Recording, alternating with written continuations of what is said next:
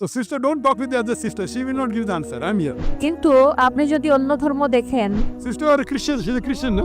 আমার প্রশ্ন হলো, আপনাদের ইসলাম ধর্মে বহু বিবাহর অনুমতি দেওয়া হয়েছে, কিন্তু আপনি যদি অন্য ধর্ম দেখেন, খ্রিস্টান, হিন্দু ধর্ম, বৌদ্ধ ধর্ম, তাদের ধর্মে বহু বিবাহ নেই। প্রশ্ন হলো, ইসলাম ধর্মে কেন বহু বিবাহ দেওয়া হলো? Thank you.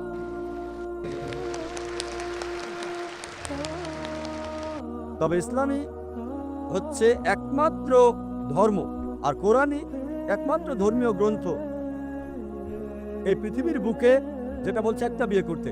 কোনো ধর্মগ্রন্থ নেই কোরআন ছাড়া। আমি তুলনামূলক ধর্মতত্ত্বের ছাত্র, যেটা বলছে যে একটা বিয়ে করো। একটা অনুচ্ছেদ নেই বাইবেলে, ভগবদ্গীতাতেও নেই, বেদেও নেই যেটা বলছে একটা বিয়ে করতে কোরআন ছাড়া। যদি আপনারা হিন্দু ধর্মগ্রন্থ রামায়ণ পড়েন, শ্রীকৃষ্ণ মহাভারতের মতে তার কতজন স্ত্রী ছিল? 16,108 জন। তাহলে মুসলিমরা কেন 4টা করতে পারবো না? সমস্যা কোথায়? শ্রীকৃষ্ণের যেখানে স্ত্রী ছিল 16,108 জন, আমাদের 4 জন হলে সমস্যা কি? এরপর যদি আপনি বিষ্ণু পুরাণা অধ্যায় 24 অনুচ্ছেদ 1 পড়েন, বলছে একজন ব্রাহ্মণ 4 জন স্ত্রী থাকতে পারে। যদি ইহুদিদের গ্রন্থ পড়েন, এতে অনুমতি আছে যত ইচ্ছা তত বিয়ে করার। যদি খ্রিস্টানদের বাইবেল পড়েন, এতে অনুমতি আছে যত ইচ্ছা তত বিয়ে করার জন্য। যদি বাইবেল পড়েন, আব্রাহামের 3 জন স্ত্রী ছিল। সলোমনের কতজন স্ত্রী ছিল?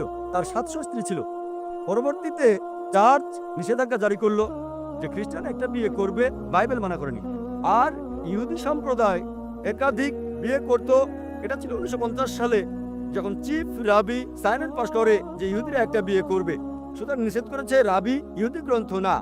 আর হিন্দু ধর্মগ্রন্থ মতে যত ইচ্ছা বিয়ে করতে পারেন। এবার দেখি কোরআন কি বলে। কোরআন বলছে সূরা নিসা অধ্যায় 4 আয়াত 3, তোমাদের পছন্দের মেয়েকে বিয়ে করো 2, 3 বা 4, কিন্তু যদি ন্যায় বিচার করতে না পারো তাহলে একটা। এই কথাটা যে একটা বিয়ে করো কেবল কোরআনে আছে, আর কোনো ধর্মগ্রন্থে নেই। বলা হয়েছে পছন্দের মেয়েকে বিয়ে করতে 2, 3 বা 4, কিন্তু ন্যায় বিচার করতে না পারলে একটা বিয়ে করো। আর কেউ যদি একের অধিক বিয়ে করতে চায়, কোরআনের তো একটা শর্ত হলো ন্যায় বিচার করা। যদি সমান আচরণ করতে না পারো, একটা বিয়ে করতে হবে।